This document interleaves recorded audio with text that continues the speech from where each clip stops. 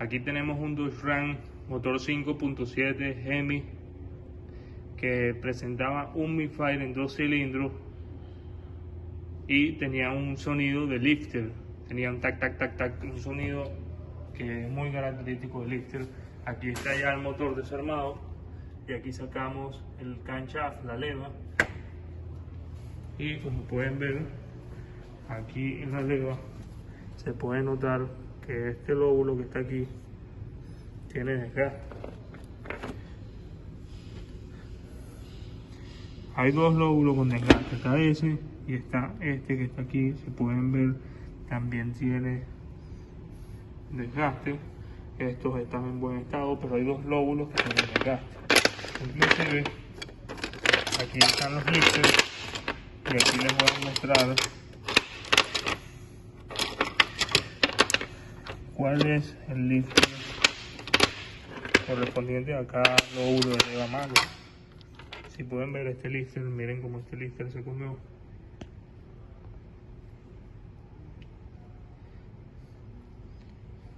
Están viendo el desgaste en este lifter. Este es un problema muy característico de estos motores 5.7 Hemi que dañan los lifters y los lifters a su vez dañan la leva por la fricción.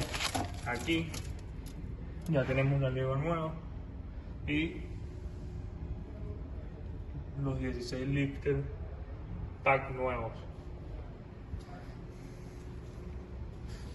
Espero que les sirva de algo este video.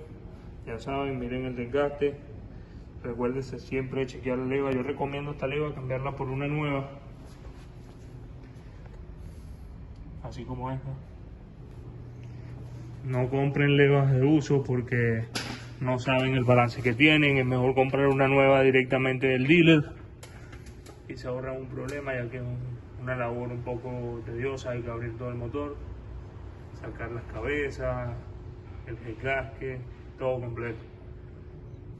Suscríbanse al canal y regalen un like.